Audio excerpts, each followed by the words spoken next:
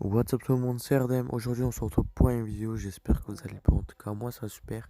Comme vous l'avez vu au titre et à la miniature, aujourd'hui je fais un tuto pour jailbreak sa PS3 en Rebug 4.85, donc en CFW. Donc c'est un Rebug Lite, c'est pas un Rebug à 100%, mais c'est celui-là qui est disponible pour le moment.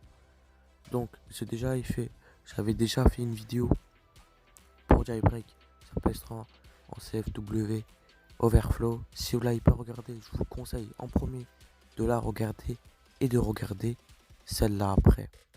Donc, tout simplement, en premier, vous devrez avoir une PS3 compatible. Donc, je vous explique tout ça dans ma vidéo. Donc, comme j'ai dit, en premier, regardez la première étape et regardez cette étape après. Donc, tout simplement, il faudra avoir un PC pour télécharger le lien que je vais mettre en description. Donc ça sera sur un lien méga. Je vous expliquerai tout ça juste après. Il faudra avoir une clé USB pour mettre le fichier, tout simplement le rebug, le CFW. Et il faudrait tout simplement avoir une PS3 déjà jailbreak ou en hybride firmware pour installer le CFW. Donc c'est très simple. Première étape, on va commencer par aller sur son ordinateur. Comme vous voyez, il faudrait cliquer sur le lien comme je vous montre dans la vidéo et patienter 5 secondes. Après, on va faire passer l'annonce et vous allez atterrir sur un lien méga. Vous allez faire comme moi dans la vidéo. Vous allez faire clic droit, télécharger. On attend que le PS3 zip se télécharge. Si vous n'avez pas WinRAR, vous devrez installer WinRAR. Donc voilà, et vous devrez cliquer sur le lien WinRAR pour tout simplement extraire le fichier PS3. Donc dedans le fichier PS3, il y aurait un fichier update et dedans le fichier update, dedans le dossier update, il y aurait un PS3 update. Donc voilà, ça vous touchez à rien. Le fichier PS3 que vous avez extrait du fichier RAR, vous le mettez sur votre clé USB qui devrait être en format FAT32.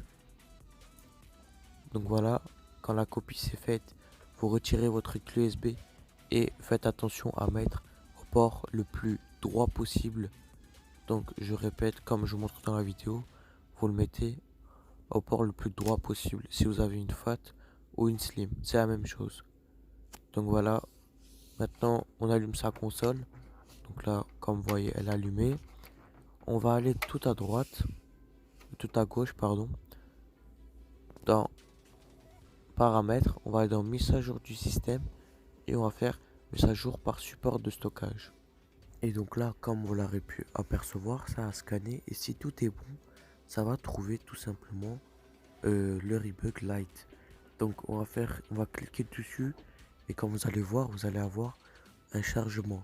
Donc il y aura un premier chargement, la play va s'éteindre, va s'allumer tout seul et vous aurez tout simplement un deuxième chargement.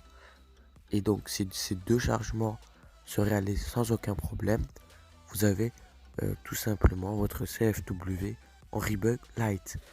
Donc je tiens à répéter, si vous n'avez pas regardé ma première vidéo jailbreak en 4.85, regardez-la et après regardez celle-là. Donc voilà, parce que c'est très important.